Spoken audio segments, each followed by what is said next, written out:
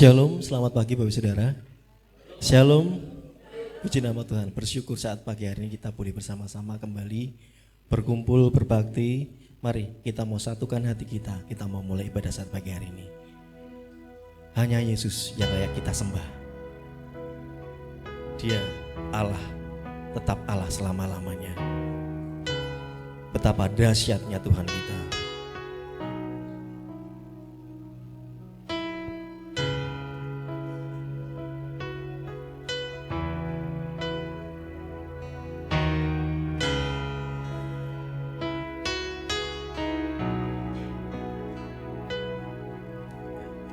Betapa dahsyat Engkau Tuhan, pencipta segala yang ada, dulu sekarang sampai selamanya. Hanya Engkau Tuhan tak terselami, tak terselami pikiranmu, tak terukur panjang setiamu, dulu sekarang sampai selamanya. Hanya Engkau Tuhan ku sembah, ku sembah Engkau Yesus. Hanya Engkau Allah di hidupku, tiada yang lain, tiada yang lain. Hanya Engkau, hanya Engkau Tuhan selamanya. Kau tetap Allah walau dunia semua bergoncang, tak tergoyahkan, tak tergoyahkan. Kau tetap Allah. Betapa dahsyatnya Allah kita. Dia pencipta segala yang ada di dunia ini. Kita pujikan dari awal.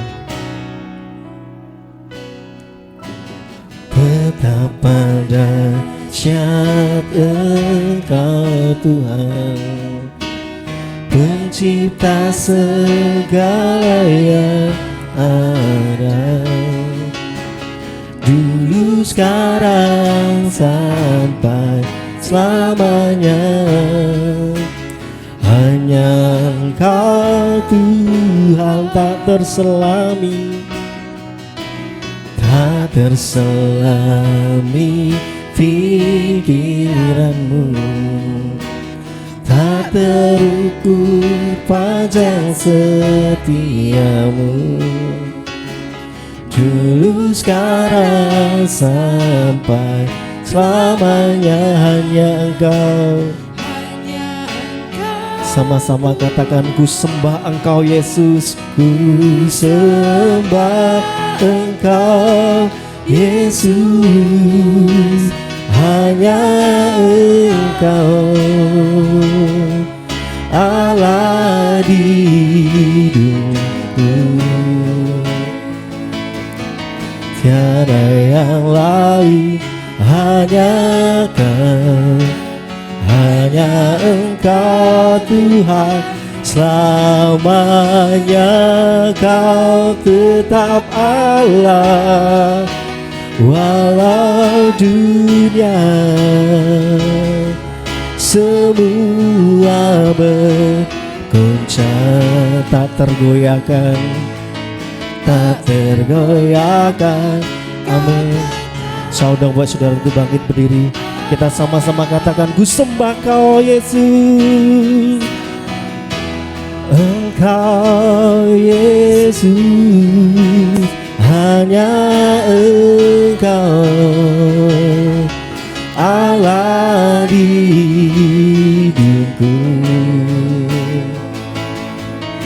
tiada yang lain, hanya Kau, hanya Engkau Tuhan selamanya. Kau tetap Allah, walau dunia semua bergoncang, tak tergoyahkan. Kau tetap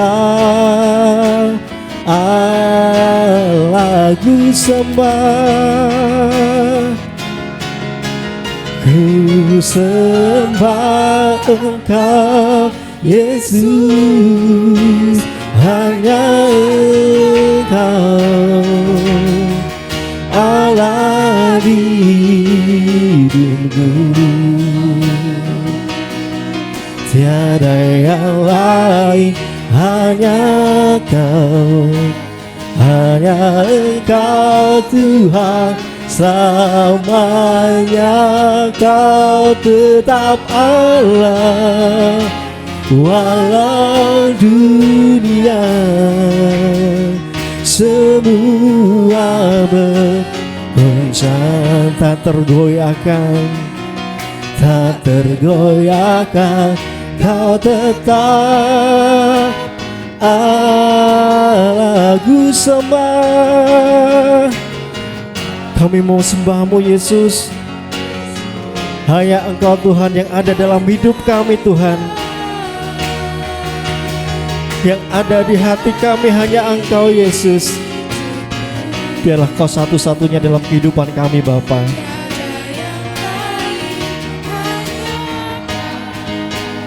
Hanya Engkau Tuhan, amin.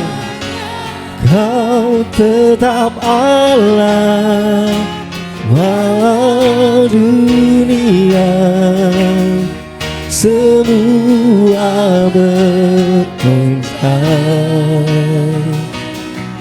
tak tergoyahkan. Katakan dengan penuh kerendahan hati, ku sembah Engkau Yesus, hanya Engkau Allah di hidupku. Tiada yang lain, hanya Kau, hanya Engkau Tuhan selamanya. Kau tetap Allah, walau dunia semua bergoncang, tak tergoyahkan. Kau tetap Allah, Kau tetap Allah, Kau tetap Allah, Kau tetap Allah, tetap Allah. Mari sembah Allah kita. Kami memuji-Mu Tuhan. Haleluya, haleluya, haleluya. Kami tinggikan nama-Mu, hanya Kau Yesus satu-satunya dalam hidup kami. Haleluya, glory bagi-Mu. Syukur kami menyembah-Mu Yesus. Haleluya, haleluya. Kami bersyukur, kami rendahkan hati kami untuk muliakan nama-Mu. Haleluya. Bertahtalah dalam hati kami Tuhan. Biarlah hanya Engkau saja yang ada dalam hidup kami Bapa. Haleluya. syukur, syukur. Ku kagum hormat akan Engkau, ku kagum hormat akan Engkau. Kau Allah yang layak dipuji, ku kagum akan. Amin. Ku kagum hormat akan Engkau, ku kagum hormat akan Engkau. Kau Allah yang layak dipuji, ku kagum akan Engkau.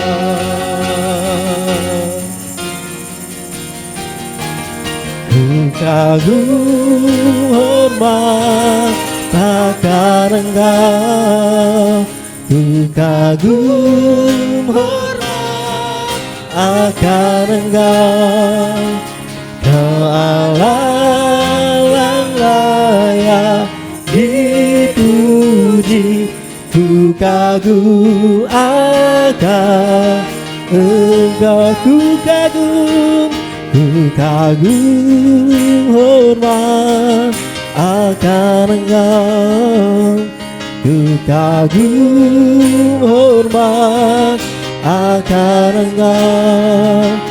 Kau Allah yang layak dipuji, ku kagum akan Engkau, ku kagum akan Engkau, ku kagum akan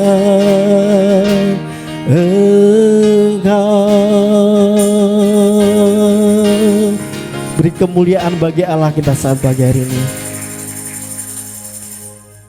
Bapa Surgawi, dalam nama Tuhan Yesus Kristus yang kami sembah, kami mengucap syukur Tuhan saat pagi hari ini Bapa.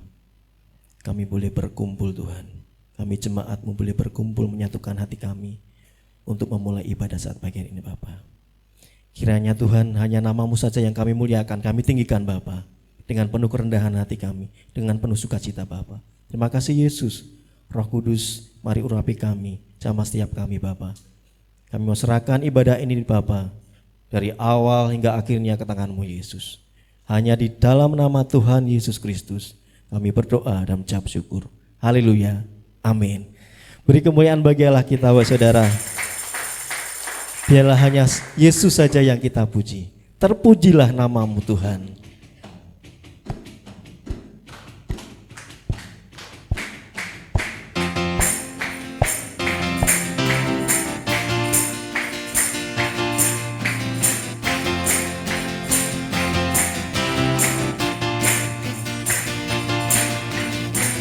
Terpujilah nama-Mu Tuhan, kuat dan penuh kemuliaan, kuat dan penuh kemuliaan.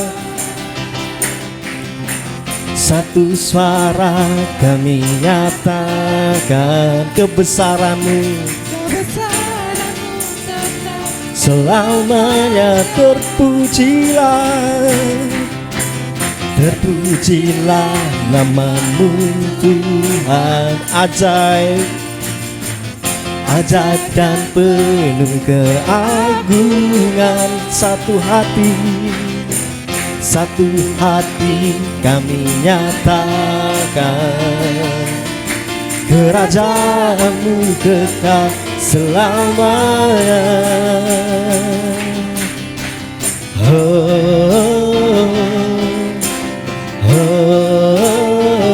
Engkau, amin, atas dunia yang menghancurkan kutu, Kau membebaskan jiwa kami bersorak. bertepuk tangan. Engkau Tuhan berjaya dan memerintah untuk selamanya. Amin. Bila setiap kita yang ada di sini memuji memuliakan nama Dia. Terpujilah namamu Tuhan.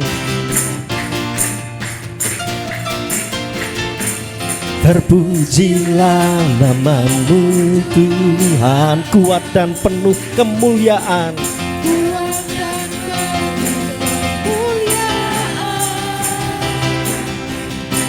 Satu suara kami nyatakan,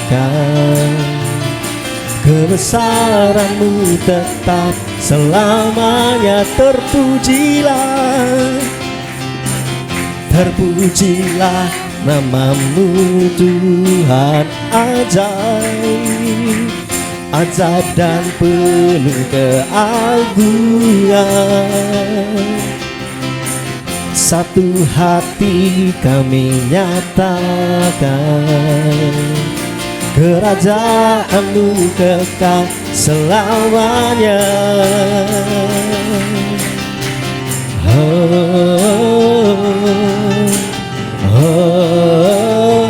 Engkaulah Raja atas dunia yang menghancurkan apa? Amin. Yes. Amin. Dan bertepuk tangan. Engkau Tuhan berjaya dan memerintah untuk selamanya. Engkaulah Raja atas dunia yang menghancurkan kutu dan membebaskan jiwa. Amin. Bertepuk tangan. Engkau Tuhan berjaya dan sekali lagi katakan, Engkaulah Raja atas dunia. Katakan dengan iman. Amin. Semuanya bertepuk tangan untuk Tuhan. Oh, bertepuk tangan. Engkau Tuhan berjaya dan memberi. Sekali lagi katakan, Engkaulah Raja atas dunia. Katakan dengan sungguh-sungguh. Haleluya. Dan membebaskan jiwa, kami bersorak, bertepuk tangan. Engkau Tuhan berjaya dan memerintah untuk selamanya. Haleluya. Dialah Yesus Tuhan kita, memerintah kehidupan kita. Hanya Dia yang bertahta dalam kehidupan kita. Haleluya, amin. Kita mau serukan nama Yesus lagi. Tuhanku maha besar, Tuhanku maha kuasa, Raja segala raja.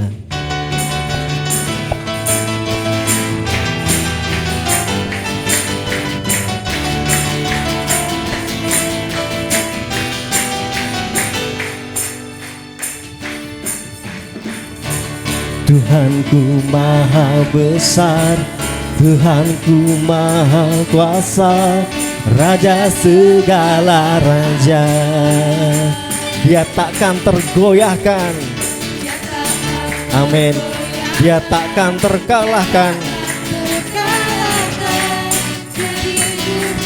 Mari sama-sama serukan namanya. Serukan namanya. Yesus Tuhan Raja, segala kuasa tunduk dalam namanya. Amin.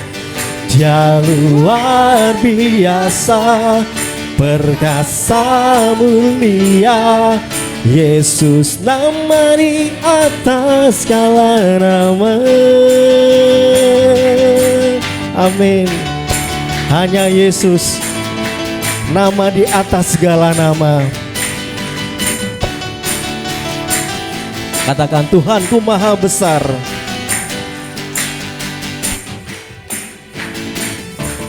Tuhanku maha besar, Tuhanku maha kuasa, Raja segala raja. Dia takkan tergoyahkan, Dia takkan tergoyahkan, Dia takkan terkalahkan. Dia hidup, amin. Serukan, serukan namanya, Yesus Tuhan Raja. Segala kuasa tunduk dalam namanya. Dia luar biasa, oh, perkasa mulia. Yesus nama di atas segala. Serukan namanya, serukan namanya, Yesus Tuhan Raja. Segala kuasa tunduk dalam namanya.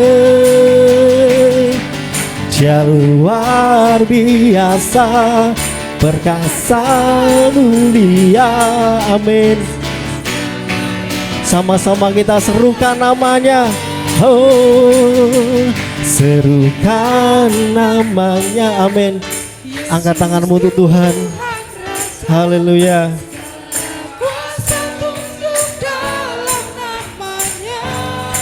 Dia luar biasa. Oh,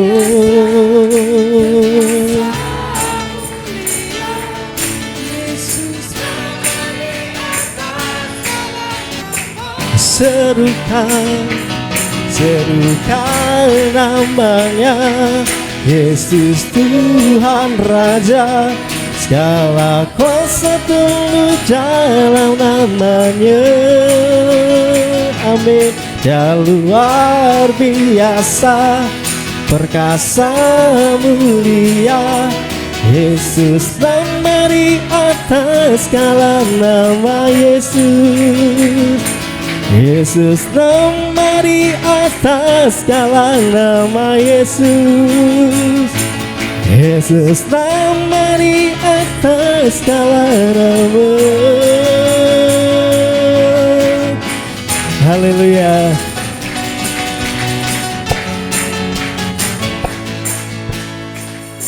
Silakan duduk, Pak Saudara. Biarlah hanya Yesus yang ada dalam kehidupan kita, satu-satunya yang kita sembah. Lewat firman yang kita dengar, lewat Roh Kudusnya, biarlah kita semakin mengenal Dia. Kita menyatakan kerinduan kita, bahwa kita rindu mengenalnya lebih lagi. Aku rindu mengenalmu Tuhan, mengenalmu secara pribadi.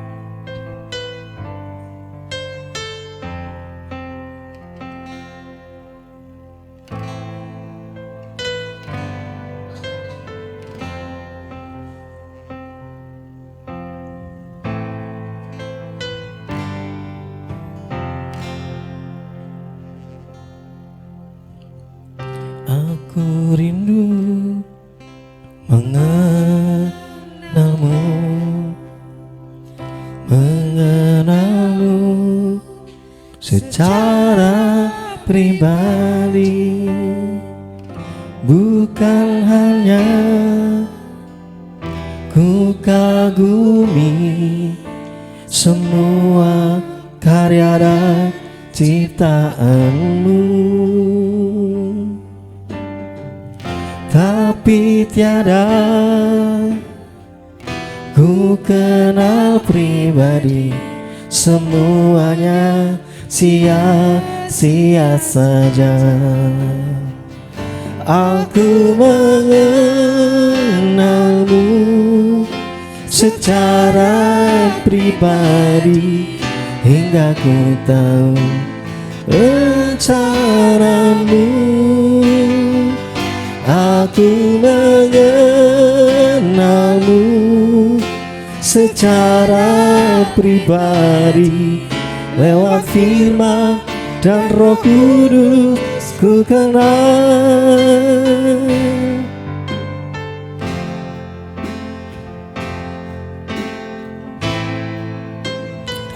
Tuhan, mengenalmu secara pribadi Bapa. Aku rindu mengenalmu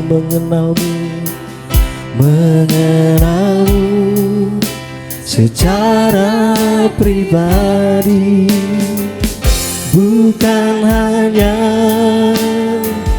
ku kagumi semua karya dan ciptaanmu, tapi tiada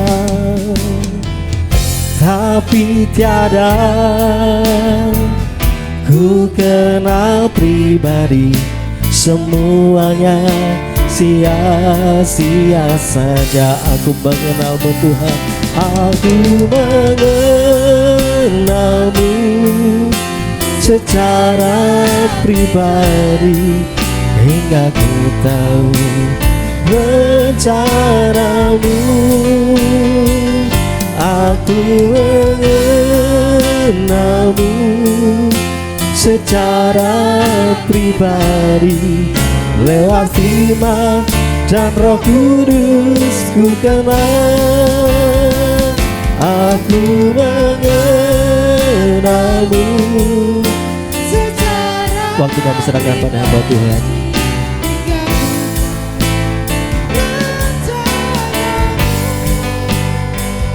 Aku mengenalmu secara pribadi, lewat firman dan Roh Kudus ku kenal. Lewat firman dan Roh Kudus, lewat firman dan Roh Kudus ku kenal. Lewat firman dan Roh Kudus ku kenal.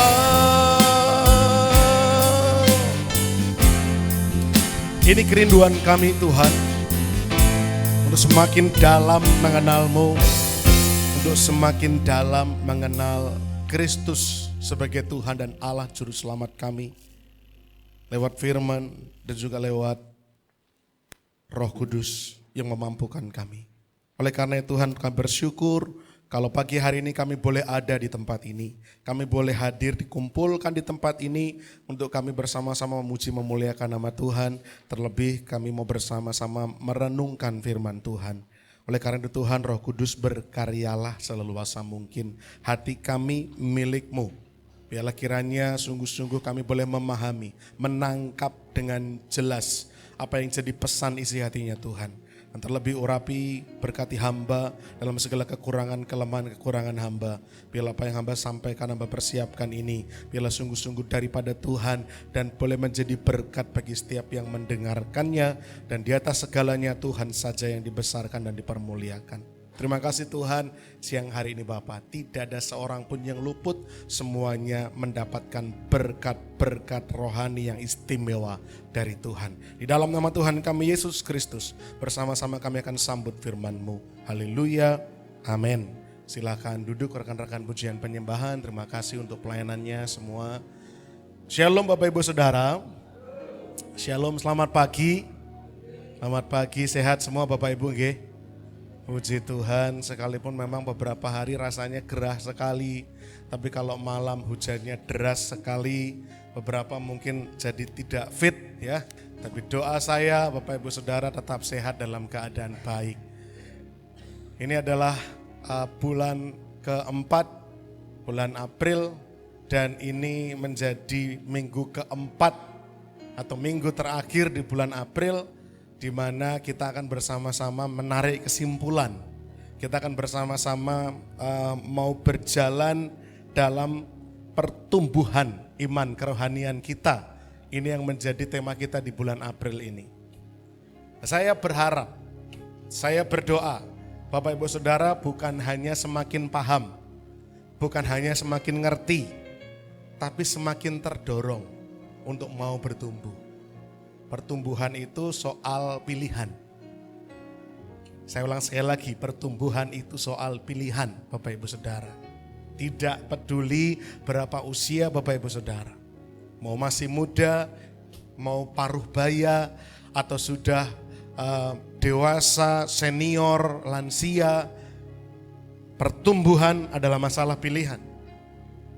Bapak Ibu Saudara mau bertumbuh atau tidak, itu pilihan masing-masing. Dan kerinduan saya bulan ini tidak hanya menjadi pengetahuan buat kita, tapi boleh sungguh-sungguh kita lakukan. Amin. Bapak Ibu Saudara, kita akan masuk dalam kesimpulan daripada bulan April. Sepertinya tidak bisa dari sini. Oh bisa, ya. Ayatnya diambil dari 1 Yohanes pasal yang kedua ayat 12 sampai 14, ayat emas kita. Mari kita baca terlebih dahulu. Tidak bosan-bosan kita akan membaca ayat ini, menjadi panduan kita belajar di bulan April, sekalipun ada peneguhan, penguatan dari ayat-ayat yang lain, ya. Ayat yang ke-12 sampai dengan ayat yang ke-14. Aku menulis kepada kamu, hai anak-anak, sebab dosamu telah diampuni oleh karena namanya. Aku menulis kepada kamu, hai bapa-bapa, karena kamu telah mengenal Dia yang ada dari mulanya. Aku menulis kepada kamu, hai orang-orang muda, karena kamu telah mengalahkan yang jahat. Aku menulis kepada kamu, hai anak-anak, karena kamu mengenal Bapa. Aku menulis kepada kamu, hai bapa-bapa, karena kamu mengenal Dia yang ada dari mulanya.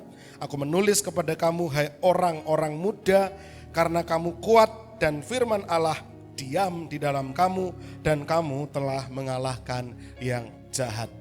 Kita sudah belajar 1 bulan ini, ada fase kerohanian anak-anak, ada fase kerohanian orang-orang muda, dan ada fase kerohanian bapak-bapak. Saya ulang sekali lagi, kita sudah mengenal ada fase kerohanian anak-anak, orang-orang muda, dan fase rohani bapak-bapak. Dimanapun fase pertumbuhan rohani bapak ibu saudara, di level yang manapun, mau level rohani anak-anak kah, apakah level rohani orang-orang muda kah, ataukah level rohani bapak-bapak, dimanapun kita berada dalam fase pertumbuhan manapun, tidaklah menjadi soal, tidak menjadi masalah. Kalau ada di antara kita Bapak Ibu Saudara yang sadar, menyadari, mengakui, jujur dalam hati, mau entah saya masih anak-anak, maukah saya orang-orang muda usia belasan, 20-an, atau Bapak Ibu sudah usia 40, 50, 60, tapi kalau jujur, kok saya sepertinya masih di fase anak-anak, tidak masalah, tidak menjadi soal. Kalau Bapak Ibu mungkin di fase orang-orang muda, oh saya sudah mulai bertumbuh, oh puji Tuhan, saya sudah mulai beranjak makin kuat, puji nama Tuhan. Saya makin ngerti firman Tuhan, haleluya. Saya makin bisa mengalahkan godaan untuk melakukan dosa dan kejahatan, puji Tuhan. Tidak menjadi masalah. Atau mungkin ada yang bahkan merasa saya sudah dewasa penuh, puji Tuhan. Tidak menjadi masalah. Yang menjadi masalah adalah ketika kita berhenti bertumbuh atau bahkan menolak untuk bertumbuh. Kalau misalkan teman-teman anak-anak muda mungkin yang baru selesai bab, mungkin bahkan yang belum baptis, mungkin menyadari, mengakui, Om Daniel, saya masih level rohani anak-anak Om, masih suka jatuh bangun dalam dosa, masih gampang kecewa, masih seringkali melakukan pelanggaran firman, saya gampang nyakiti hati orang tua saya belum bisa menjaga tingkah laku saya, oh saya level anak-anak Om, tidak menjadi masalah. Yang penting hari ini mengambil keputusan, saya tidak mau di level anak-anak itu terus, saya mau bertumbuh. Bapak Ibu Saudara mungkin yang sudah usia puluhan tahun, tapi menyadari dirinya masih di level anak-anak, gak apa-apa. Saya tidak sedang menghakimi Bapak Ibu. Saya tidak berbicara untuk membuat Bapak Ibu Saudara merasa tidak nyaman dan dipermalukan. Tidak, karena banyak buktinya. Orang-orang Kristen bergereja setiap minggu, tetapi ternyata kerohaniannya belum juga dewasa, belum juga matang. Banyak. Tidak masalah kalau kita menyadari hal itu. Yang penting tidak berhenti untuk mau terus berproses bertumbuh. Yang penting Bapak Ibu Saudara tidak menolak untuk bertumbuh. Menjadi soal adalah ketika siapapun yang menyampaikan firman, entahkah saya, entahkah staf pastoral yang lain, entahkah mungkin Bapak Ibu mendengarkan di YouTube, entahkah mendengarkan di radio, ketika membahas masalah pertumbuhan dan Bapak Ibu Saudara berkata, aku sudah dewasa, aku tidak lagi butuh firman bertumbuh ini, itu menjadi masalah. Saya sudah penuh, saya sudah ngerti. Oh, Anda belum tahu apa-apa, saya sudah tahu. Kamu belum lahir, saya sudah Kristen. Itu menjadi masalah. Perkataan ini mungkin keras. Tapi betapa fakta yang terlalu menyedihkan. Banyak orang tiap minggu ke gereja, tapi masih tetap menjadi rohani yang anak-anak. Kenapa hari-hari ini banyak orang Kristen mencari pendeta yang lucu? Kurang lucukah hidup kita di rumah? Kurang lucukah hidup kita di lingkungan pekerjaan? Sampai-sampai kita ke gereja hanya untuk mencari hal-hal yang lucu. Sekali lagi saya katakan, Bapak Ibu tidak perlu merasa malu, tidak perlu terhakimi kalau memang kita masih di fase yang anak-anak atau sedang beranjak fase ke orang-orang muda. Tidak menjadi soal, tidak menjadi masalah. Yang menjadi masalah ketika kita berhenti bertumbuh atau menolak untuk bertumbuh. Itu menjadi soal. Saya akan mengulas dengan cepat saja kembali 4 fase pertumbuhan rohani. Yang pertama bayi atau anak-anak, teknia. Ini adalah orang yang baru percaya mengenal Kristus, mungkin 1 bulan, 2 bulan, 1 tahun, oke lah. Masih direh-reh, ya enggak apa-apa, wong baru kenal Yesus. Ya, tapi fase ini yang paidia ini walaupun sudah belasan tahun ikut Yesus, puluhan tahun ikut Yesus, tapi kok masih kekanak-kanaan, itu di sini. Ya, fase yang masih sekedar pengenalannya Allah secara umum, secara universal, kemudian hanya sekedar meminta, menuntut, tetapi tidak memiliki kematangan dalam kerohaniannya. Nah, yang sudah mulai beranjak dewasa, ada fase di sini orang-orang muda, dia mampu mengalahkan yang jahat, firman Tuhan ada di dalam hatinya dan dia kuat. Ini mulai fase bertumbuh. Ya. Saya berharap Bapak Ibu Saudara minimal mengejar fase ini, minimal mau melangkah ke fase yang ini. Dan ini fase yang sudah dewasa penuh yang disebut dengan pateres atau pater gitu ya. Bahwa mereka mengenal Kristus Yesus sebagai Tuhan dan Allah sebagai juru selamat mereka. Inilah tingkat pertumbuhan yang paling tinggi, yang paling sempurna, yang dirindukan semua orang Kristen yang sejati. Saya katakan yang sejati. Karena banyak juga orang-orang Kristen tapi enggak sejati. Yang penting Kristen tok tapi enggak mau bertumbuh. Ini fase yang dirindukan oleh semua murid Kristus. Sekali lagi saya katakan, Bapak Ibu mau di sini, atau bahkan sudah di sini, enggak jadi soal. Yang jadi soal adalah kalau di sini tapi terus nolak, enggak mau bertumbuh. Sudah di sini tapi tetap enggak mau bertumbuh. Di sini puji Tuhan sudah melangkah lebih baik lagi tapi enggak mau matang, enggak mau dewasa. Itu yang menjadi soal, yang menjadi permasalahan. Lalu setelah belajar mengenai hal ini selama 1 bulan, Bapak Ibu Saudara ambil komitmen apa dong? Karena sekali lagi jangan sampai kita cuma ngerti, kita cuma paham.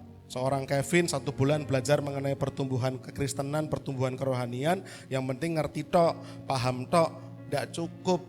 Kevin harus betul-betul punya komitmen, harus ngambil keputusan. Karena tanpa komitmen kita nggak akan bisa melangkah. Melangkah tapi nggak akan teratur, melangkah tapi nggak akan disiplin. Perlu komitmen kalau kita mau disiplin dan teratur.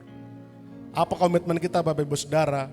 Nah, saya mau simpulkan dengan memberi Bapak Ibu Saudara komitmen yang harus kita ambil di akhir bulan ini terkait pertumbuhan rohani kita. Yang pertama, mari kita berkomitmen untuk semakin mengenal pribadi Kristus. Terus bertumbuh semakin mengenal pribadi Kristus. Semakin kenal. Seperti 2 orang teman, sahabat. Jangan puas hanya dengan berteman saja. Tapi mari kita bertumbuh terus, makin kenal, makin dekat, makin akrab, makin jadi sahabat. Bahkan menjadi seperti saudara. Ada tingkat keintiman yang terus nambah, terus makin dalam. Ini tentang keutamaan. Yang pertama, yang paling utama adalah mengenal Kristus agar kita menjadi semakin serupa dengannya. Komitmen yang pertama yang saya mau Bapak Saudara ambil adalah mari terus bertumbuh untuk semakin mengenal pribadi Kristus. Belajar terus untuk semakin memahami, mendalami, dan mengalami. Memahami, mendalami, sampai mengalami pribadi Kristus.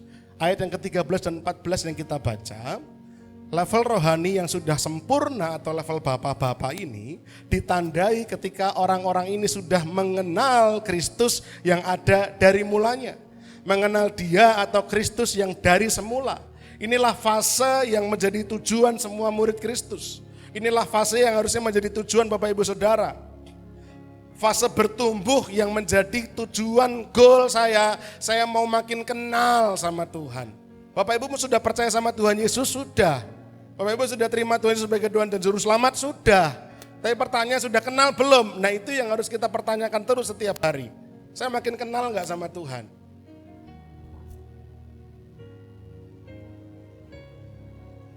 Boleh dibantu Pak Andreas? Next. Kita akan baca 1 Yohanes 1 ayat yang pertama. Ayat pembuka dari surat 1 Yohanes. Apa yang telah ada sejak semula, yang telah kami dengar, yang telah kami lihat dengan mata kami, yang telah kami saksikan dan yang telah kami raba dengan tangan kami tentang firman hidup, itulah yang kami tuliskan kepada kamu. Rasul Yohanes bilang, ini yang dituliskannya di surat ini semua hanya tentang Kristus saja yang sudah ada dari semula, dialah firman itu sendiri. Nah, menarik Bapak Ibu untuk membaca apa yang Rasul Yohanes tuliskan di sini.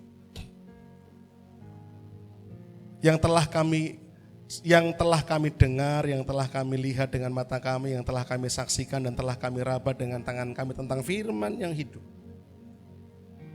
Ini berbicara pengenalannya Yohanes kepada Kristus.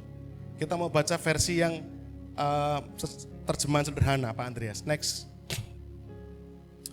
Kami ingin memberitakan kepada kalian tentang Dia yang disebut firman. Kami ingin memberitakan kepada kalian tentang Kristus atau Dia yang disebut firman. Yaitu Dia yang memberi hidup kepada kita dan yang sudah ada sebelum dunia diciptakan. Kami sudah mendengar dan melihat Dia dengan mata kami sendiri. Sungguh kami sudah melihatnya. Bahkan memegang Dia dengan tangan kami sendiri. Awalnya Rasul Yohanes menyebut bahwa Dialah Sang Firman. Rasul Yohanes pertama paham bahwa Yesus itu Sang Firman. Paham dulu. Bapak Ibu Saudara paham. Ketika mendengarkan khotbah, aspek yang pertama kali menyentuh Bapak Ibu adalah paham. Ketika Bapak Ibu membaca firman, yang pertama kali nangkep di sini masuk adalah paham dulu. Setelah paham baru mendalami. Setelah mendalami nanti akan mengalami. Tapi memahami dulu. Kalau memahaminya sudah gagal, kita akan sulit mendalami. Kalau kita mendalami gagal, kita akan sulit mengalami. Nah, Rasul Yohanes, dia memahami dulu bahwa pribadi Kristus ini, dialah Sang Firman yang bersama-sama dengan Allah Bapa. Dialah yang menciptakan segala sesuatu menjadi ada. Paham dulu. Kemudian setelah itu dikatakan dia sudah mendengar dan melihat melihat Kristus Yesus. Dia mendalami.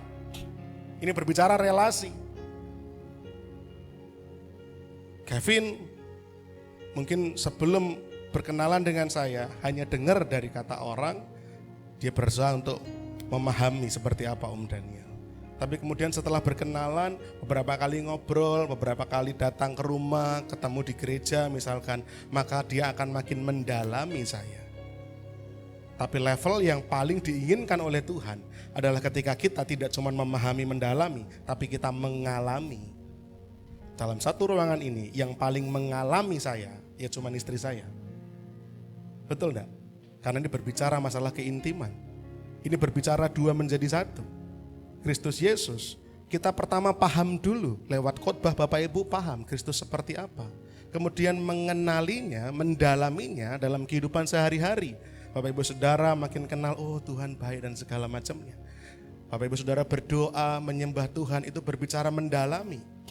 Tapi ketika mengalami, itu adalah titik di mana kita betul-betul dua jadi satu.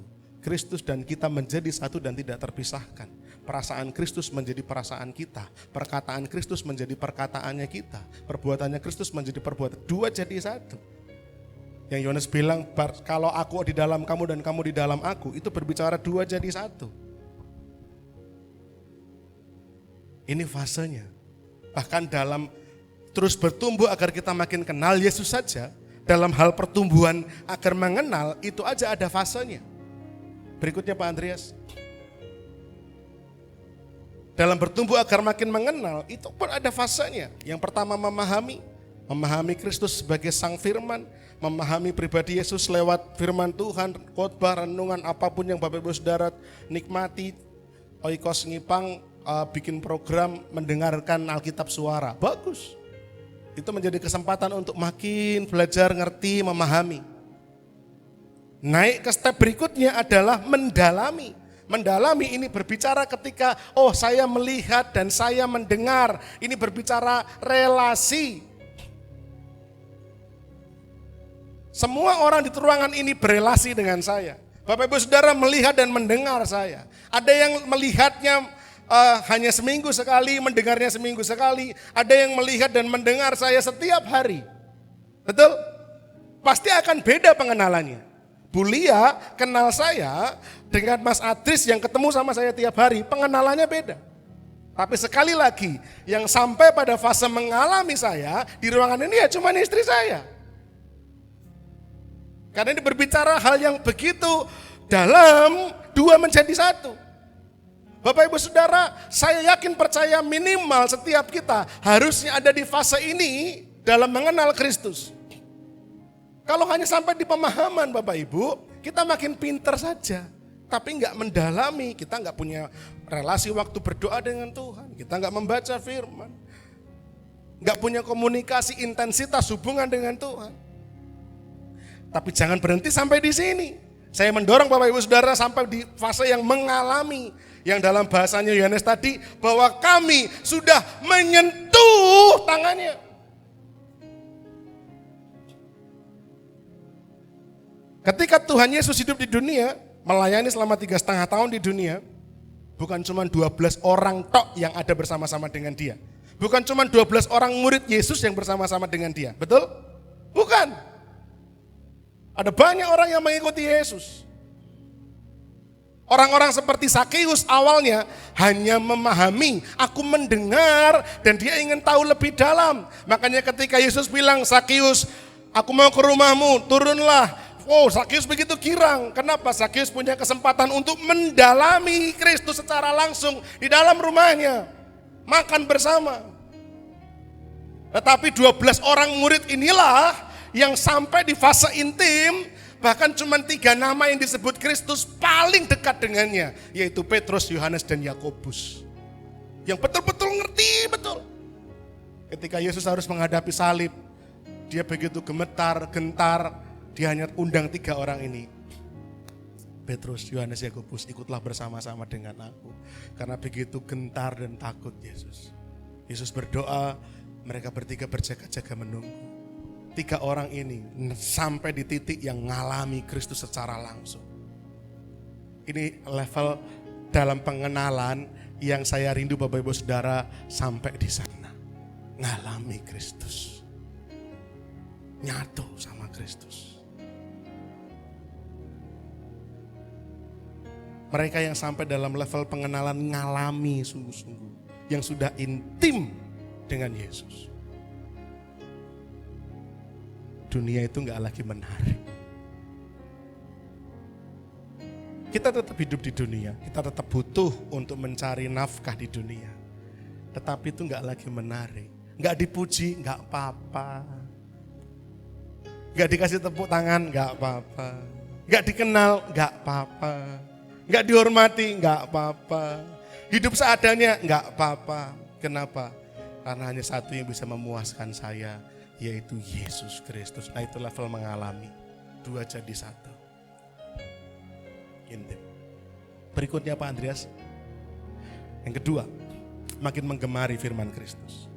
Yang pertama tadi komitmen yang saya mau Bapak Ibu Saudara ambil adalah mari kita makin mengenal pribadi Kristus. Memahami, mendalami, sampai mengalami. Komitmen yang kedua, saya rindu Bapak Ibu Saudara masuk bertumbuh untuk makin menggemari firman Kristus. Berikutnya Pak, karena firman Tuhanlah yang menjadikan kita makin kuat, maka teruslah menjadi haus akan firman. Ini tentang ketergantungan. Yang pertama tadi ini tentang keutamaan. Yang paling utama harus mengenal, ngalami Kristus. Yang kedua, ketergantungan kita sama firman harus ditambah. Apa itu ketergantungan? Kalau sampai kita nggak ngerti firman, nggak baca firman, nggak dengar firman, kayak orang sakau itu loh. Bapak Ibu Saudara mungkin yang dulu pernah menjadi pecandu rokok, tahu rasanya mungkin. Rasanya kalau nggak ngerokok itu mungkin keringet dingin, gemeter, bibir mungkin pahit, rasanya keringetan. Ada sesuatu, aku harus segera untuk ngambil rokok gitu ya. Adik soalnya, edik menjadi candu. Nah, bisa nggak kita punya ketergantungan seperti itu dengan firman? Kalau nggak baca firman gitu rasanya, kalau nggak ngerenungkan firman itu rasanya. Dan begitu kita baca firman itu rasanya kayak dibasahi gitu, aduh enak ya, ngerti gitu ya. Baca firman langsung banjir di sini apa yang menjadi hatinya Tuhan. Istri saya minggu lalu khotbah di ibadah sore, dan dia kasih kesaksian ke saya. Ada satu bagian di mana yang bahkan sampai dengan hari ini, ketika membaca kembali bagian itu maka dia akan menangis. Kenapa? Karena rasanya ketika membaca ayat itu seperti Tuhan itu langsung ngomong gitu dengan suara yang lembut dan langsung nancep ke dalam hati. Gini, begini, begini. Harusnya kita punya ketergantungan semacam itu dengan firman Tuhan. Next. Ayat 14 menuliskan bahwa fase rohani orang-orang muda itu, fase rohani yang makin bertumbuh itu adalah kuat dan firman Allah diam di dalamnya dan telah mengalahkan yang jahat. Nah, sesungguhnya orang yang mengalahkan atau menaklukkan, bahasa aslinya nikau itu artinya overcome atau conquer. Overcome itu artinya kita bisa mengatasi, kalau conquer itu bisa menaklukkan. Nah, artinya orang yang mampu mengatasi atau menaklukkan segala macam godaan jahat, iblis dengan pencobaan-pencobaan yang ingin menjatuhkan kita dalam dosa. Sesungguhnya yang mampu menaklukkan itu semua adalah Dia yang kuat. Dan bagaimana orang bisa menjadi kuat kalau firman Allah diam di dalam dirinya? Saya sudah katakan ini dalam menara doa pelayan. Artinya 3 bagian ini, baik kuat firman Allah diam di dalamnya dan mengalahkan yang jahat, itu tidak bisa dipetil satu-satu, tidak bisa dipisah satu-satu. Kuat firman Allah diam dalam dirinya dan mampu mengalahkan yang jahat, itu satu kesatuan utuh. Bapak Ibu bisa jadi kuat kalau punya firman dalam hati. Bapak Ibu bisa menjadi kuat kalau punya firman dalam hati. Saya ulang sekali lagi. Kita bisa kuat kalau ada firman yang tersimpan dalam hati kita. Dan begitu kita kuat, maka kita bisa mengalahkan segala macam kejahatan. Kejahatan ini berbicara godaan-godaan pencobaan yang mau narik kita berbuat dosa lagi. Kita bisa kalahkan itu. Gimana caranya? Harus kuat. Gimana caranya kuat? Punya firman dalam hati. Sehingga semua ini bisa kita, segala macam serangan iblis itu bisa kita lawan dengan pedang roh. Apa pedang roh? Firman Tuhan. Berikutnya Pak Andreas. Next. Dari mana datangnya kekuatan untuk mengalahkan yang jahat itu? Dari firman atau perkataan Tuhan yang tinggal dalam hati seseorang. Inilah yang menjadi, ini salah ini ya. Salah ketik saya ini. Yang menjadi kunci kekuatan orang percaya. Firman. Roma 10 ayat 17 katakan, jadi iman timbul dari pendengaran dan pendengaran akan firman Kristus.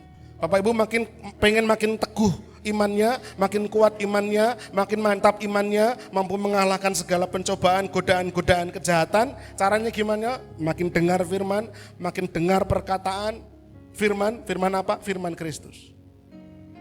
Rasul Paulus mengatakan dengan jelas firman Kristus, bukan firman yang lain. Mau imannya makin kuat, bukan firman mengenai menjadi kaya. Mau iman kita makin kuat, bukan firman agar menjadi kepala, bukan menjadi ekor, bukan. Bukan firman agar kita semakin diberkati menjadi berlimpah-limpah, menarik kekayaan bangsa-bangsa datang kepada kita. Bukan firman semacam itu, tapi firman Kristus. Apa firman Kristus? Ketika kita dibuat untuk makin menjadi cinta sama Yesus. Ketika kita dibuat untuk makin menyatu dengan Yesus Kristus. Itu firman Kristus. Makanya saya tegaskan dan seringkali saya sampaikan kepada para pengkhotbah, Pak Heri, Bu Retno, Mas Stefanus, Mbak Dita, Mas Gren, siapapun yang berkhotbah di mimbar MCC, bahwa selalu keutamaan kita adalah menyampaikan Kristus kepada jemaat. Dan begitu bangga saya, bersyukur saya, Bapak Ibu Saudara, tidak meninggalkan tempat ini karena bosan dengan firman Kristus. Saya boleh berbangga hati akan hal itu. Kalau di tempat lain mungkin mendengarkan firman semacam ini, lalu sudah menjadi kapok dan mencari tempat yang lebih lucu. Tidak dengan Bapak Ibu Saudara. Bapak Ibu Saudara masih tetap bertahan.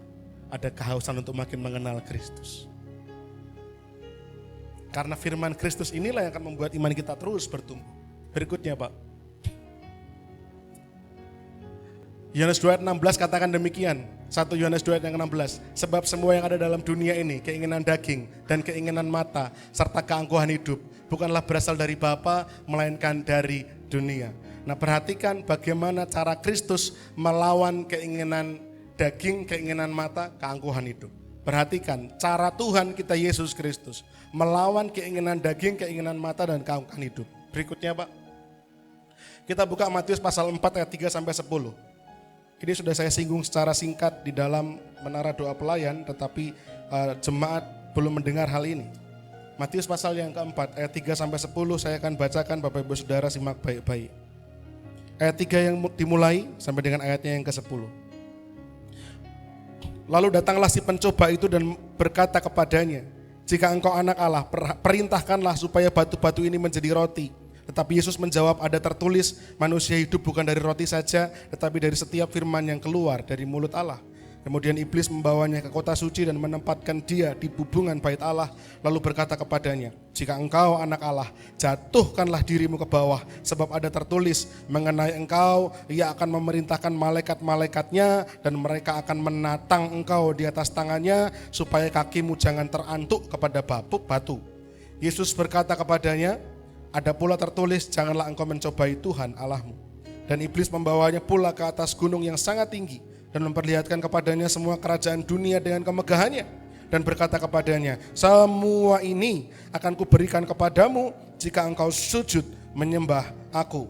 Maka berkatalah Yesus kepadanya, enyah iblis, sebab ada tertulis, engkau harus menyembah Tuhan Allahmu dan hanya kepada Dia sajalah engkau berbakti.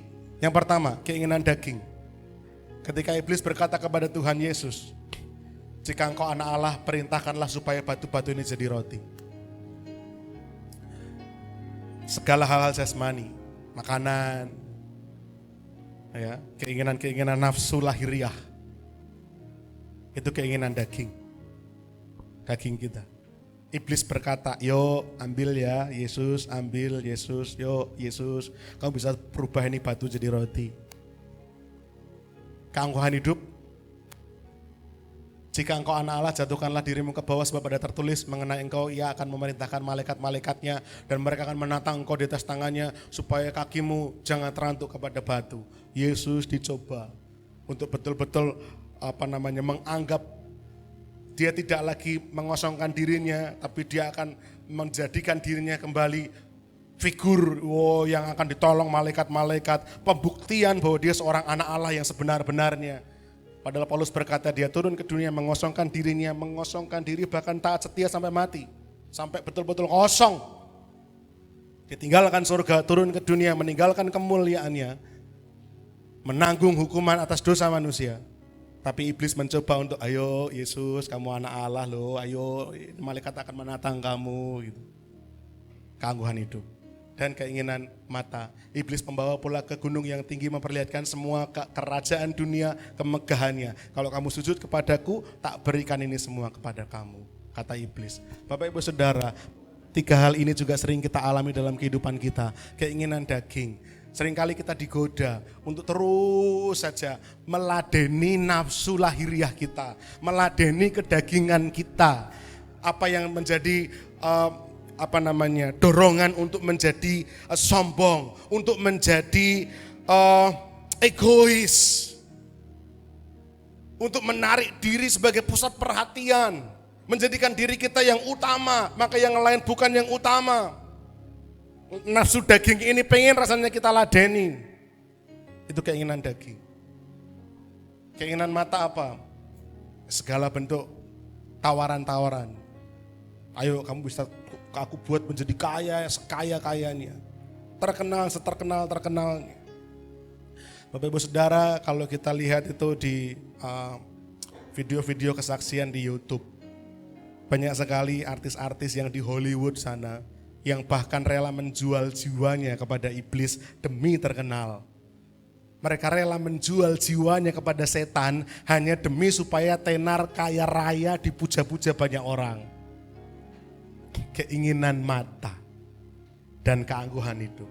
Berapa banyak di antara kita juga rasa-rasanya tergoda untuk bahkan pelayan Tuhan, tergoda untuk makin terkenal, tergoda untuk makin tenar, tergoda untuk makin dipakai di mana-mana, dipanggil di mana-mana, dihormati di mana-mana. Nanti kalau sudah dipanggil kemana-mana, disanjung kemana-mana, makin besar, helmnya soyo sesak, dan mulai bersikap aneh-aneh.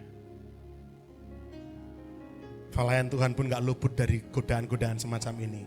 Nah, kita perhatikan caranya Tuhan Yesus menangani ini semua. Yang pertama, Bapak Ibu perhatikan, melawan keinginan daging, Tuhan berkata ada tertulis. Manusia bukan cuma hidup dari roti saja, tapi dari firman yang keluar dari mulut Allah. Ada tertulis. Berarti Tuhan Yesus memakai apa?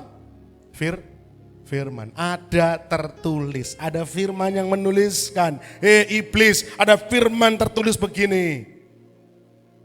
Gagal iblis, naik lagi dia. Ayo kita goda Yesus dalam hal keangkuhan hidup. Ngomong sama Tuhan Allahmu, kamu kan anak Allah. Nanti Allah akan mengirimkan malaikat-malaikatnya natang kakimu, biar kamu gak terantuk sama batu. Yesus berkata ada tertulis, jangan cobai Tuhan Allahmu. Kamu siapa, aku siapa. Bapak Ibu Saudara juga jangan coba-coba ya mencobai Allah ya. Tuhan, kalau engkau benar-benar Tuhanku, kalau engkau benar-benar Allahku, luputkanlah aku dari masalah ini. Loh. Berarti kita menjadikan dia Tuhan dan Allah kalau kita luput dari masalah. Jangan cobai Tuhan Allah kita. Apapun kondisi keadaan hidup kita, dia tetaplah Allah selama-lamanya. Amin. Jangan cobai. Ada tertulis, pakai firman lagi Tuhan Yesus. Keinginan mata, ini loh semua kemegahan dunia tak berikan sama kamu, tapi sembahan aku. Apa kata Tuhan Yesus? Ada tertulis, engkau hanya harus menyembah satu Tuhan saja, hanya kepada dia sajalah engkau berbakti. Ada tertulis. Apa yang saya mau bilang, Pak, Bu, Tuhan Yesus saja. Ngelawan iblis itu pakainya apa? Firman. Lah kok kita mau coba-coba pakai kekuatan kita. Loh Tuhan Yesus itu loh, anak Allah loh. Tuhan Yesus ini loh. Dia firman Allah yang jadi manusia loh. Ngelawan iblis aja masih pakai firman loh. Karena memang itulah senjata terampuh iblis. Senjata terampuh bagi kita untuk menaklukkan iblis. Kalau kita nggak punya firman, kita nggak bisa melawan iblis. Kita nggak bisa menang lawan iblis. Mas Vincent, tambahkan firman dalam dirimu. Sehingga apapun godaan iblis di masa mudamu, kamu bisa taklukkan itu. Digoda untuk ini, aku ingat Mas Nunus berfirman seperti ini. Bukan Mas Nunusnya, tapi Mas Nunus pernah khotbah kayak gini. Ya, yang berfirman Tuhan. Ya waktu itu Mbak Dita pernah khotbah kayak gini. Waktu itu Mas Glenn pernah khotbah kayak gini. Waktu itu Om Daniel, Pak Heri pernah khotbah seperti ini. Atau saya pernah baca renungan harian, saya pernah saat teduh dan firman itu bilang kita bisa melawan godaan iblis. Tapi coba kalau nggak ada firman sedikit pun dalam hati kita. Alia digoda iblis, bingung lawannya, nggak ada firman, apa ini Tuhan. Ada cowok ganteng, keren, tinggi, putih, kaya raya, anaknya konglomerat gitu ya. Tapi dia bukan pengikut Kristus. Kalau tidak ada firman yang masuk dalam hati Alia dalam hal ini, maka Alia akan begitu mudahnya menjual imannya. Tapi ketika Alia ingat kembali, janganlah hendaknya kamu bermitra atau janganlah hendaknya kamu berpasangan dengan orang yang tidak seimbang atau sepadan, karena terang dan gelap tidak bisa bersatu. Wong pasangan untuk mitra kerja saja, untuk bersahabat saja, untuk berelasi yang akrab saja. Tuhan ingatkan untuk tidak berelasi terlalu akrab dengan kegelapan, dengan mereka yang tidak mengenal Kristus. Apalagi saya mau satu rumah, saya akan berumah tangga dengan orang ini. Enggak bisa. Antara dia yang harus ikut Yesus atau tidak sama sekali. Kuat imannya. Karena ada firman yang tersimpan dalam dirinya. Tapi coba gak punya senjata apa-apa. Gak apa-apa lah mah, ganteng loh mah, putih tinggi, kaya raya, anak konglomerat loh mah. Kalau Bu lihat juga gak ada firman tersimpan. Yondo, kapan pernah yondo gitu kan. Tapi karena ada firman nempel di sini, jangan deh. Sekali Yesus, selamanya Yesus, mantap gitu loh. Karena ada firman dalam hati. Coba gak ada, waduh kita gampang banget terus diserang. Des. Itu jadi bulan-bulanannya iblis. Pahamilah, godaan terhebat iblis itu nanti pada akhirnya bukan untuk nyeret Bapak Ibu Saudara masuk dalam dosa. Godaan terhebat iblis pada akhirnya bukan untuk ngajak Wahyu, ayo ngerokok lagi, enggak. Iblis tetap akan menggoda untuk itu, tapi itu bukan godaan terhebatnya dia. Saya bocorkan, godaan terhebat iblis pada Bapak Ibu Saudara adalah untuk mulai kita menjauhkan diri dari firman Allah. Iblis akan munculkan rasa dalam hati kita untuk kita mulai nolak firman. Dengar khotbah, salah ini. Enggak, ini enggak benar. Terlalu keras, terlalu seperti orang-orang Farisi, orang-orang Saduki. Firman ini terlalu keras. Iya memang, karena mereka perlu bertobat. Bapak Ibu mulai menolak firman. Bapak Ibu mulai melawan firman. Jelas-jelas firman bilang jangan. Enggak apa-apa. Kita lihat siapa yang kuat, Tuhan atau saya. Bahkan yang terakhir paling mengerikan, mulai menghina firman. Mereka yang pernah menjadi pengikut Kristus tapi mulai meninggalkan Tuhan. Hari-hari ini banyak orang sedang menghina firman. Lucu sebenarnya kadang-kadang. Kenapa saya bilang lucu? Satu sisi mereka tidak mengakui Alkitab. Tapi di sisi lain mereka mencari bukti-bukti argumen mereka lewat Alkitab. Lucu. Bapak Ibu Saudara, apalagi yang anak-anak muda, coba cek. Orang-orang ini yang saat ini sedang menghina Kristus di YouTube. Mereka yang saat ini sedang koar-koar mengenai bahwa Kristen itu agama yang keliru. Kristen bukan agama memang sesungguhnya. Karena Yesus gak pernah datang ke dunia membawa agama. Yesus datang ke dunia untuk apa? Menyelamatkan. Tapi karena kita hidup di negara Indonesia perlu administrasi, ya sudah jelas agama Kristen, pengikut Yesus. Hari-hari ini mereka sedang menghina firman. Lucunya, mereka menghina Alkitab. Mereka bilang Alkitab itu enggak valid, tapi di sisi lain mereka mencari bukti argumen mereka dari Alkitab. Lah terus piye ini cara berpikirnya? Bersyukur kita dikasih kewarasan rohani sama Tuhan. Amin. Kasih kewarasan, kita ngerti firman. Bapak Ibu Saudara, hati-hati, godaan untuk membuat Bapak Ibu jauh dari firman, ini adalah godaan jebakan iblis untuk membuat Bapak Ibu enggak punya senjata. Bukan lagi cuma menggoda melakukan dosa Pak Ruli, enggak. Kalau melakukan dosa selama Pak Ruli punya firman, aman. Tapi iblis akan menggoda supaya Pak Ruli tidak suka dengan firman, sehingga ketika serangan-serangan itu datang, enggak punya senjata. Gundul-dul-dul, kita enggak punya gaman apapun, sehingga mudah sekali jatuh bangun dalam dosa. Hati-hati. Saya dorong komitmen kita makin bertumbuh menggemari firman Kristus. Terakhir, mari kita makin bertumbuh mendorong orang untuk kenal Kristus. Yang pertama, mari kita bertumbuh agar kita makin mengenal pribadi Kristus. Yang kedua, kita terus bertumbuh menggemari firman Kristus. Yang ketiga, terus bertumbuh mendorong orang kenal Kristus. Tidak hanya bicara tentang diri saya saja, tapi ini bicara tentang orang lain. Ini tentang keterlibatan. Bapak Ibu Saudara, ketika saya menyiapkan hal ini, ada satu kata-kata tiba-tiba langsung masuk dalam pikiran saya dan saya tuliskan. Fase dewasa penuh bukanlah akhir dari perjalanan. Fase dewasa penuh adalah hari di mana kita mempersiapkan menjelang akhir perjalanan. Maksudnya piye? Jangan dipikir dewasa penuh sudah selesai. Enggak. Fase dewasa penuh itu menjadi persiapan kita menjelang kita mengakhiri perjalanan kita. Maksudnya apa? Sebelum Tuhan panggil saya pulang, obor Injil Kristus ini harus ada yang menerimanya. Saya ulang sekali lagi. Sebelum saya dipanggil pulang, maka obor Injil Kristus ini, kecintaan akan firman Kristus ini, pengenalan yang benar akan Kristus ini, harus saya sampaikan kepada semakin banyak orang. Jadi fase dewasa penuh, yang di minggu pertama saya katakan sebagai fase membimbing itu, adalah sebuah bentuk tanggung jawab orang-orang yang sudah dewasa penuh untuk menjadi penyalur tongkat estafet kepada generasi yang muda ini. Kenapa demikian? Berikutnya Pak. Karena ada sebuah bencana sedang terjadi hari-hari ini. Ada sebuah bencana besar sedang terjadi hari-hari ini. Apa bencananya? Gereja mulai ditinggalkan orang. Kalau orang nonton film aja, agak lain itu sudah sampai hampir 10 juta penonton. Gereja, ngumpulin 100 orang saja, itu rasanya gegem. Orang lebih tertarik melihat film yang membuat mereka sukacita, tertawa, terbahak-bahak selama 2 jam, tapi lepas dari itu tetap ada rasa kosong, hampa.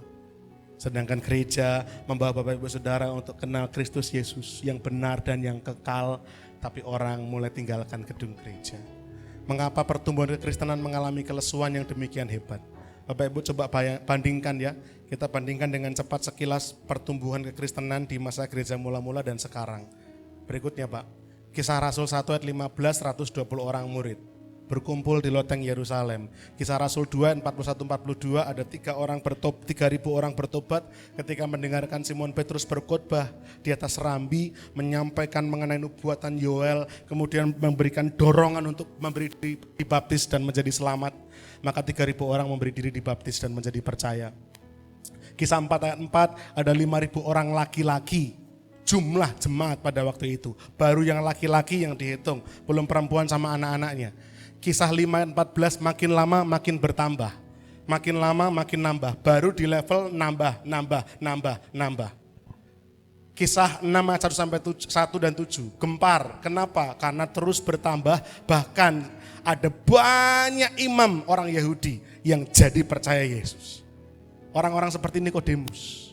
Orang-orang yang imam Yahudi. Di sini hukum Tauratnya di sini ngelotok banget. Orang-orang Yahudi yang lain menolak Yesus sebagai Mesias, tapi pada waktu itu ada sejumlah besar imam orang-orang Yahudi totok yang akhirnya percaya, oh berarti benar Yesus Kristus itu Mesias. Gempar Yerusalem. Kemudian kisah 931 makin bertambah besar. Yang kalau di sini makin lama baru makin nambah, di sini tambah gede, tambah besar. Kemudian kisah 16 ayat 5 makin lama makin bertambah besar.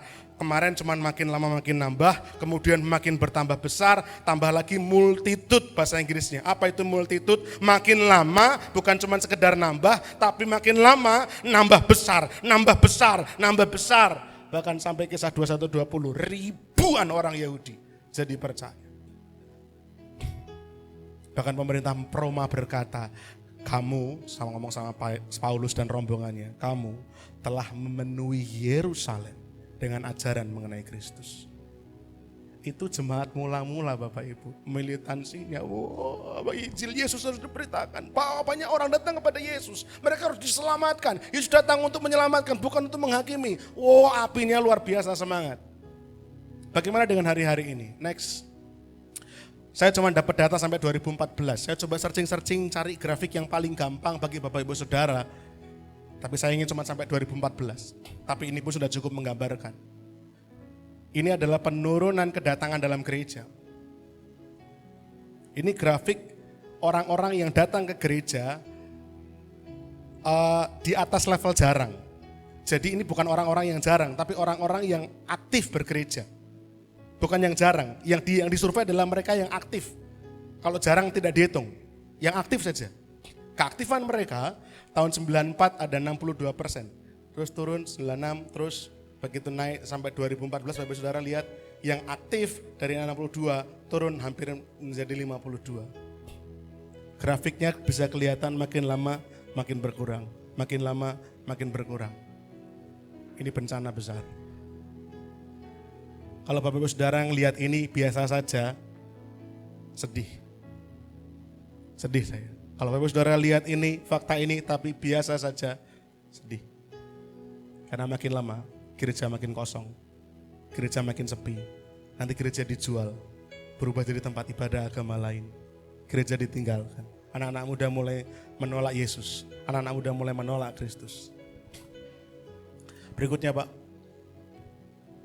fase dewasa penuh memiliki peranan. Ini saya sudah bahas di minggu yang pertama. Saya ulang dengan cepat. Yang pertama, menarik yang lain. Orang yang dewasa penuh harus bertanggung jawab menarik yang lain untuk terus bertumbuh dalam Kristus. Mereka yang dewasa penuh harus jadi jembatan. Rela, bersedia untuk diinjak supaya orang makin bertumbuh ke fase yang lebih rohani, ke fase yang lebih matang. harus jadi jembatan. Yang pertama narik, ada upaya effort untuk narik, untuk ngajar, untuk dampingi. Kemudian ada kerelaan untuk diinjak-injak karena menjadi bapak rohani, menjadi pengayom rohani, menjadi gembala seperti ini. Gembala apapun, gembala oikos, gembala gereja. Sesungguhnya kami tidak lebih dari sekedar jembatan saja. Bapak Ibu Saudara bisa cerita kepada kami cerita sama siapa? Kalau bukan cuma sama Yesus. Bapak Ibu Saudara bisa cerita sama kami, bisa curhat sama kami, bisa ngeluh sama kami. Kayak mau ngeluh sama siapa? Sama jemaat, bocor ceritanya Bapak Ibu Saudara. Ada berapa banyak cerita yang Bapak Ibu Saudara sampaikan kepada saya, tidak saya ceritakan kepada siapapun, bahkan kepada istri saya. Saya hanya bisa menyimpannya dalam hati dan menceritakannya kepada Tuhan. Kami tidak lebih dari sekedar jembatan. Lebih lagi jadi teladan. Bapak Ibu Saudara yang sudah dewasa penuh. Saya tidak tahu berapa banyak di sini yang sudah dewasa penuh. Tapi saya rindu berharap Bapak Ibu Saudara ambil tanggung jawab untuk narik yang lain jadi jembatan, jadi teladan. Jadi jembatan, jadi teladan. Tarik yang lain, jadi jembatan, jadi teladan. Supaya apa? Berikutnya Pak.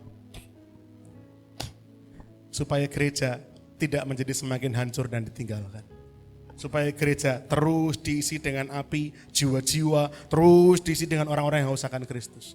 Kenapa?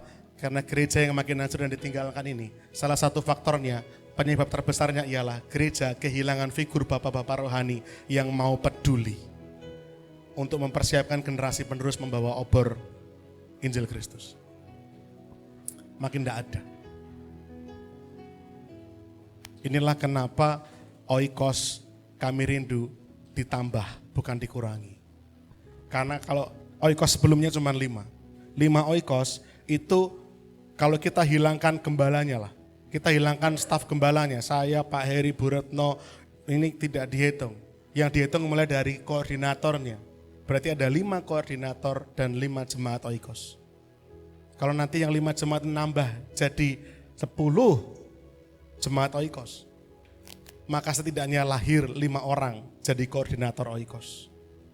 Ada orang-orang yang dewasa penuh yang mau narik, yang mau jadi jembatan, yang mau jadi teladan.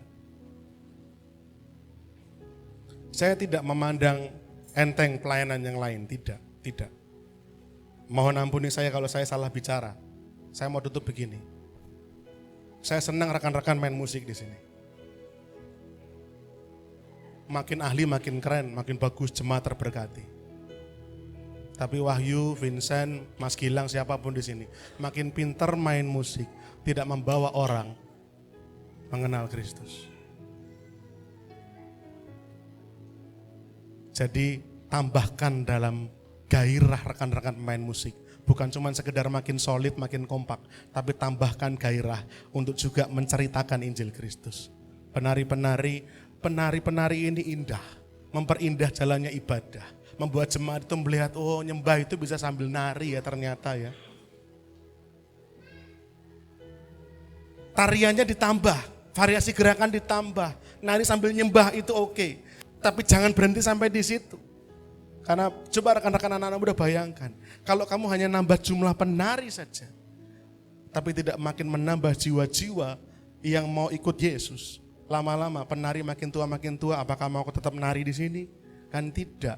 Kemudian tidak ada lagi generasi di bawahnya yang mengisi kursi gereja untuk mengenal Kristus. Sekali lagi saya tidak mengesampingkan pelayanan yang lain. Pelayanan ini semua baik, semua di mata Tuhan. Tapi saya mau tambahkan satu tanggung jawab lagi. Tingkatkan pelayanan kita semua dalam bidang apapun. Tapi pastikan di gereja ini Anda semua adalah pembawa obor-obor Injil Kristus. Pastikan Vincent bukan cuma pemusik yang handal, tapi kamu pembawa obor Injil Kristus. Kevin, ayo latih diri melayani, tapi lebih lagi jadikan mulutmu ini memberitakan Injil Kristus. Ngajak orang, jangan berhenti hanya menjadi jemaat, hanya menjadi aktivis, jangan berhenti hanya menjadi pelayan, tapi terus bertumbuh sampai di tangan kita ini loh, ada obor untuk memberitakan Injil Kristus. Kemana kita datang kita bawa Injil Kristus. Itu tanggung jawab gereja kita. Kalau tidak, gereja makin lama akan menghadapi bencana yang besar. Kosong, ditinggalkan. Terakhir Pak, penerapan firman Tuhan, mari kita terus bertumbuh menjadi pribadi yang mengenal Kristus, memahami, mendalami, sampai dengan mengalami.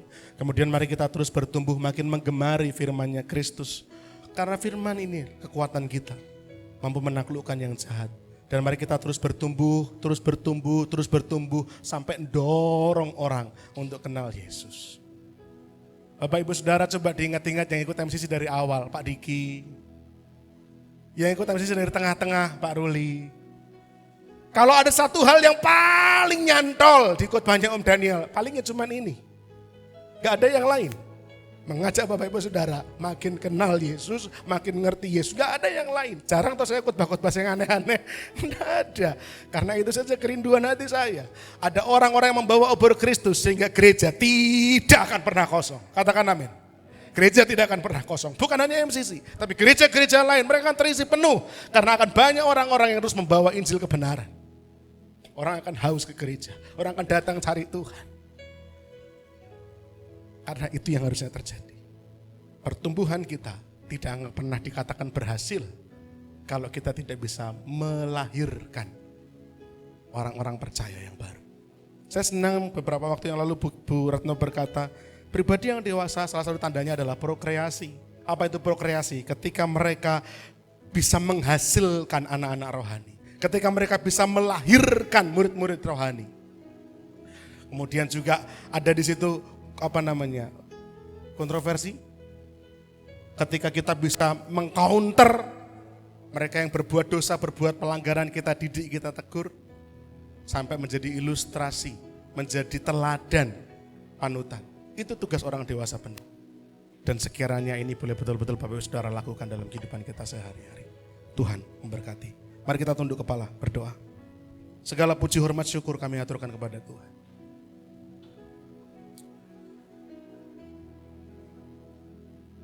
Dimanapun level pertumbuhan kami saat ini Tuhan.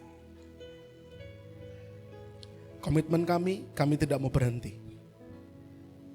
Kami mau terus beranjak bertumbuh. Oleh karena itu Tuhan, dengan kekuatan yang daripada Tuhan, mampukanlah setiap kami semua untuk terus bertumbuh makin mengenal secara intim mendalam pribadi Yesus. Mampukan kami untuk terus bertumbuh agar kami makin menggemari firman Kristus. Dan mampukan kami untuk terus bertumbuh agar kami mampu mendorong orang lain untuk mereka pun juga mengenal Kristus. Kami semua terbatas Tuhan. Tapi satu yang menjadi semangat kami. Kecintaan kami kepadamu. Itu saja yang menjadi semangat kami. Hamba-Mu terbatas berkata-kata, namun biarlah kiranya firman ini masuk dalam setiap hati jemaat-Mu semua tanpa terkecuali. Sehingga setiap kami semua di ruangan ini, kami menjadi pembawa obor-obor Injil Kristus dimanapun kami berada. Hormat pujian kemuliaan bagi-Mu Tuhan, dalam nama Tuhan kami Yesus, kami menaikkan syukur dan juga doa kami. Haleluya. Amin. Tuhan memberkati. Saya serahkan pada Mas Lili.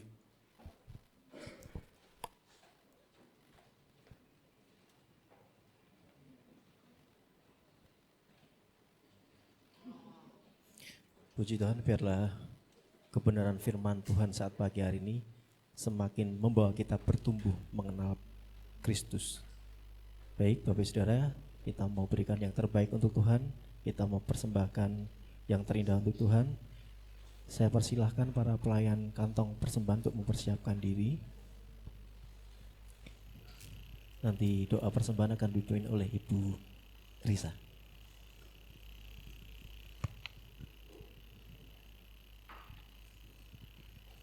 Tuhan Allah yang maha baik, Tuhan kami sudah memuji dan kebenaran firman-Mu. Dan Tuhan sebentar kami akan menjalankan persembahan, kiranya Engkau memberkati tangan yang kami memberi, dan kiranya persembahan ini dapat menjadi pekerjaan di dalam gereja-Mu. Haleluya, amin. Amin. Yesus kekasih jiwaku.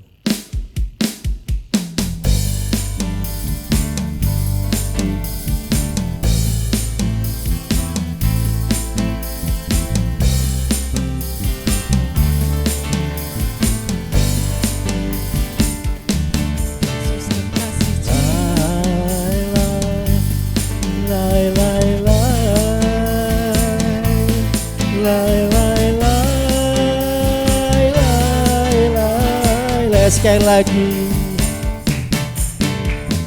La la la la la la la la la. Yesus kekasih jiwaku, sungguh ku percaya padamu. Karena kasih-Mu padaku, Kau tebus dosaku. Dari terbitnya matahari dan sampai terbenamnya, ku angkat lagu pujian, tinggikan nama-Mu. Dengan gendang ku puji dengan kecapi. Oh, ku bernyanyi haleluya. Yesus kekasihku, Yesus kekasihku, Yesus kekasih jiwaku, sungguh ku percaya padamu. Karena kasih-Mu padaku, Kau tebus dosaku. Dari terbitnya matahari dan sampai terbenamnya, ku angkat lagu pujian, tinggikan nama-Mu. Dengan gendang ku puji dengan kecapi. Oh, ku bernyanyi haleluya. Yesus kekasihku, dengan gendang ku puji dengan kecapi. Oh, ku bernyanyi haleluya. Yesus kekasihku. La la la la la la la la la. Sekali lagi bersaudara. La la la la la la la la.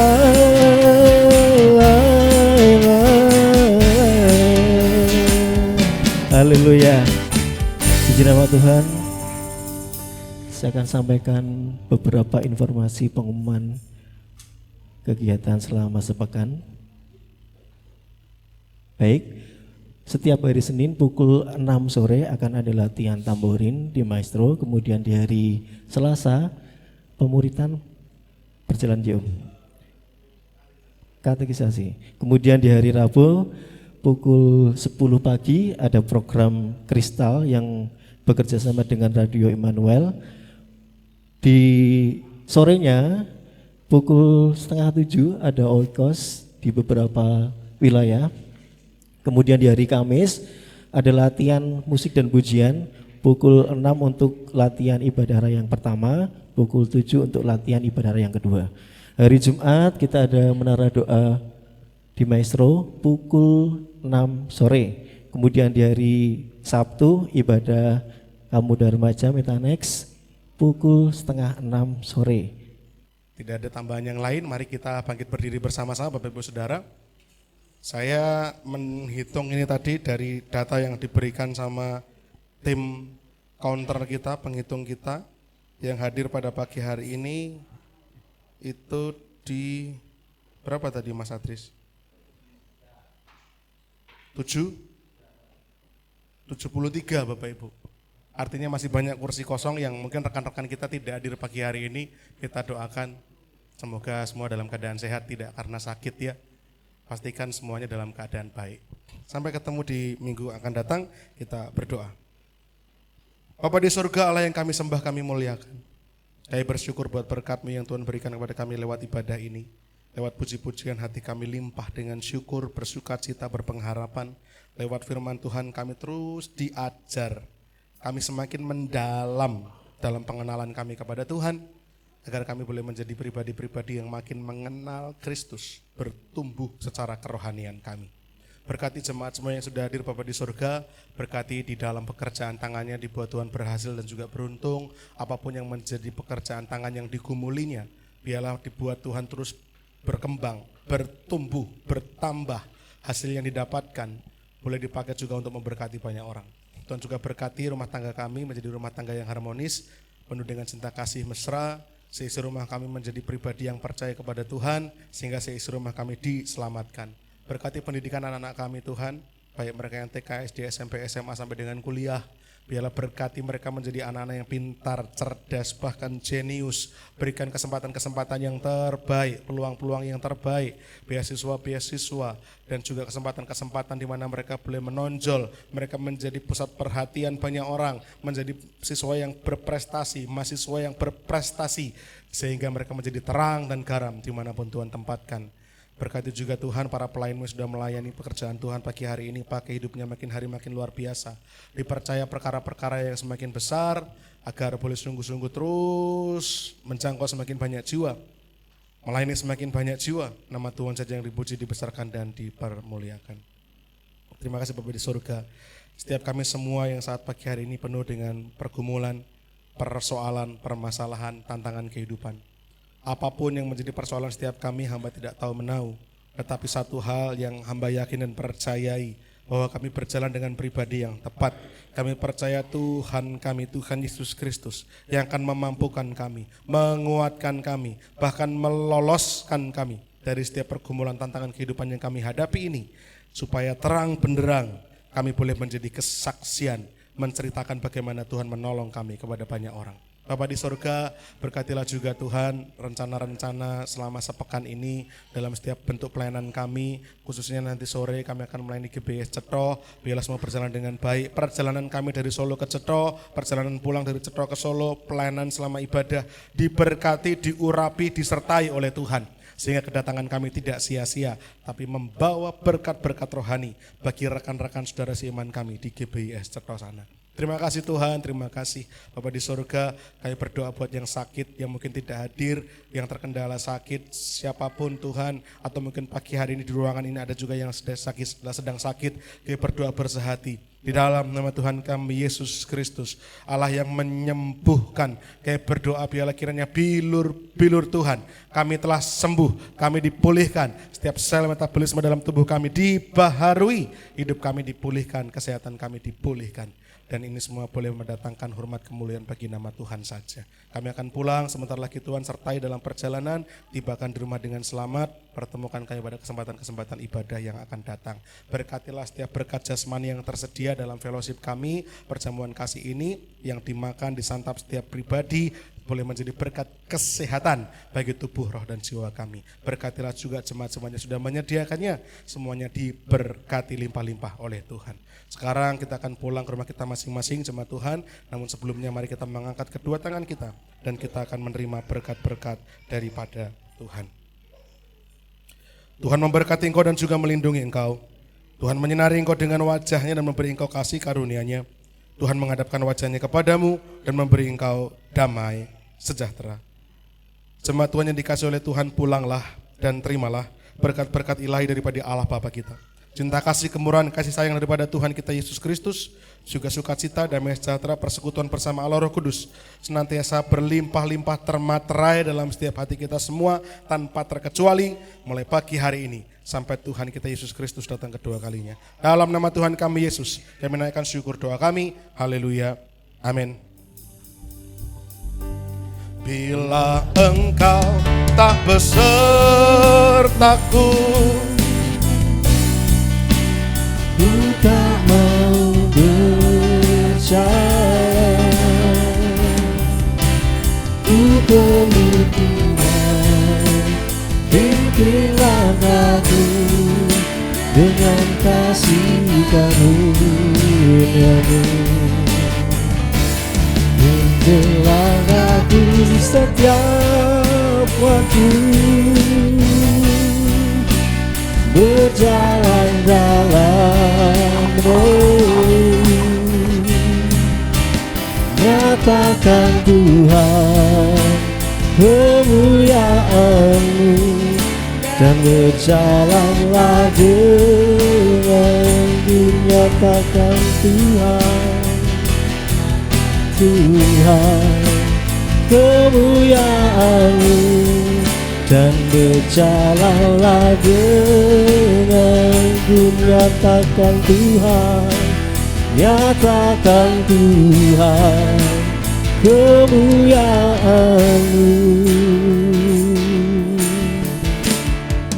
dan berjalanlah denganku.